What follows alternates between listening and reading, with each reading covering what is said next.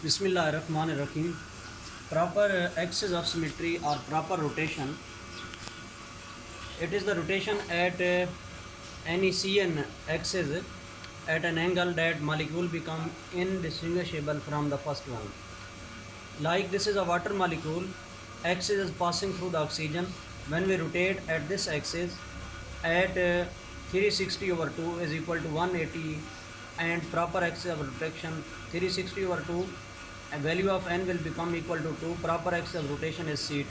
Then these hydrogen atoms will change their when we rotate it, so then hydrogen atoms change their position. Since these are hydrogen atoms, therefore these are indistinguishable from the first one, from the original molecule. This is the equivalent configuration. When this molecule is rotated again at C2 axis 360 over 2 is equal to 180, so then we get the original molecule, which is original one molecule. Therefore we can say C2 square is identity.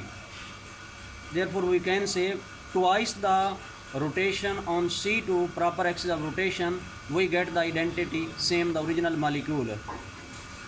C2 is the two-fold axis of symmetry.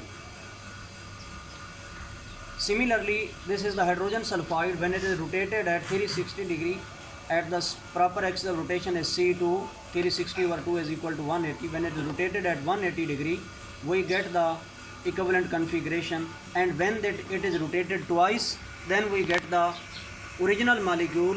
C2 is the two-fold axis of rotation, C2 square will become equal to identity. This is the boron trifluoride.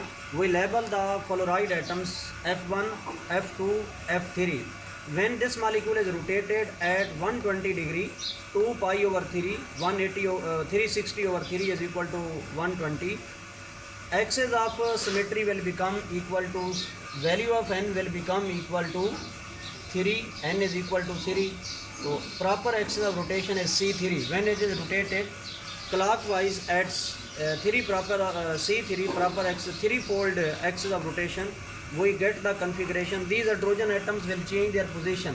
F3 will become F2, will take the position of F1, and F1 will take the position of F2.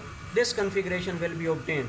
When this molecule is rotated at 120 degree, 360 over 2, 360 over 2, this is equal 360 over 3.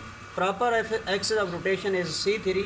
When at 120 degree, we get again these atoms will again change the, it is clockwise rotation.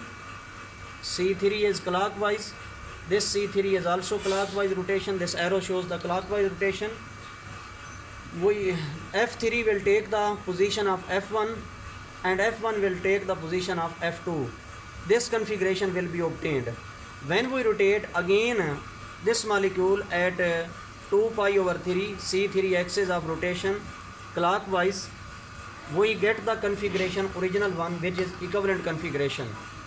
These two molecules, configuration 2 and configuration 3, this is the configuration 2, this is configuration 3. These are indistinguishable from the first one. Therefore boron trifluoride has the C3 proper axis of rotation. When we rotate thrice, once again clockwise, we get the same original molecule. This arrow shows we come to the original molecule. So we can say clockwise rotation thrice at threefold proper axis of rotation, we get the identity.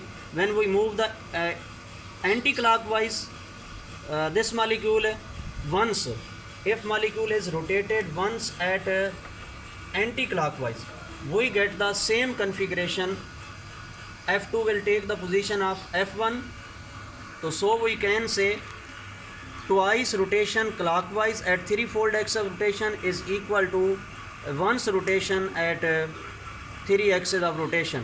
When we rotate this molecule clockwise at threefold axis of rotation thrice or anti-clockwise, this shows the anti-clockwise rotation or anti-clockwise at threefold axis of rotation, we get the identity of molecule.